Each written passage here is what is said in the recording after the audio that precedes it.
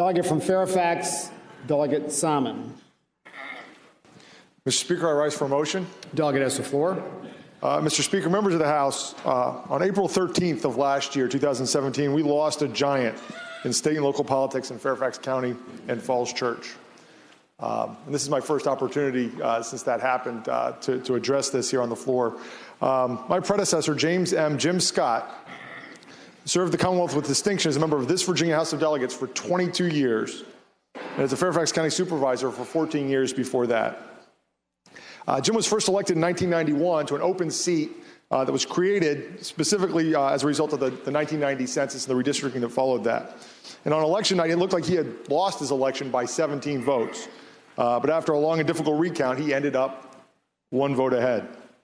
When I came to work for Jim in 1992, he was then therefore affectionately known as Landslide Jim Scott, and it took him a while, several elections after that, to shed that nickname. Being the last freshman sworn in, though, that freshman year, even as a member of the Majority Party caucus, this liberal freshman from Northern Virginia was assigned to the Committees on Militia, Police, and Public Safety and the Committee on Claims, which we don't have anymore. Had we had a Science and Technology Committee in 1991, he probably would have been assigned to that. He asked to be assigned to Transportation and Education because those were the issues that he campaigned upon. But again, things even then for freshmen weren't always exactly what they wanted. It took a while. During his years in the House, though, Jim didn't speak on the floor very much. He never would have won the pop-up award, but he did have a sense of humor, and he wasn't above pulling the occasional attention-seeking stunt. In fact, in 1993, he knew that having barely won his last election, he'd probably be a target in the next election. So he had me as his legislative aide create a big paper target, which we clipped to the back of his jacket, and he wore it down to the floor of the House. And he landed, thanks to Bob or somebody like him, on the front page of the Richmond Times-Dispatch that way.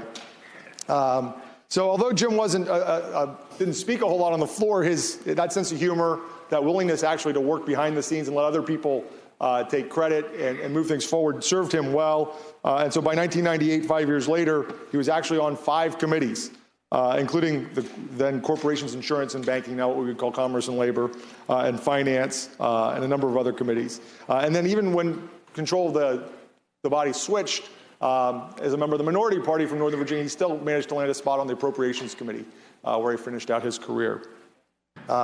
Before he retired in 2013, Jim was diagnosed with Alzheimer's disease, something only a few of us knew at the time. In the early stages of the disease, he used a smartphone with reminders and alarms to help him manage the disease. But as things progressed, he moved to a more simple system where he would just carry around note cards so he could write little things down that he would need to remember as he went about his day. So when Jim died earlier this year, his wife Nancy gave me 2 of his note cards on which he had scrawled at the top, accomplishments. It was clear to me that these weren't note cards he filled out to remind himself of anything that he needed to do or something he couldn't forget that day. These were the things he wanted us to remember about him and about what he did. And the first thing on his list is something that he accomplished here in the House of Delegates. It was his motor voter amendment. In 2003, he passed Virginia's motor voter law, which allowed people to register to vote and do a number of other things with state government through the Department of Motor Vehicles. So I know he'd be pleased when it turns out to be the first sentence of his obituary in the Washington Post was Jim Scott, author of Virginia state's motor voter law. I know we get told a lot, don't fall in love with your bills, don't get too excited about the things that happen here, but every now and then there's something that we work really hard on, things that become significant, and one of these bills that we work on may someday be the first on our list of accomplishments that we want folks to remember us by.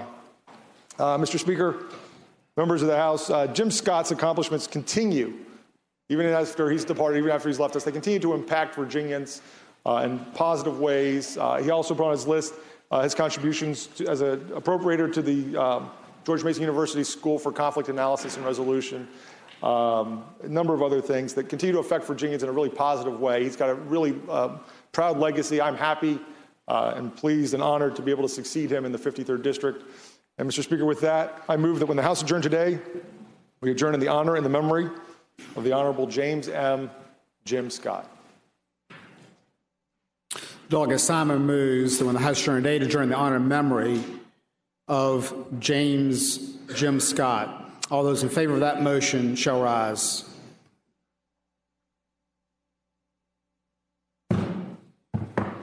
Motion's agreed to.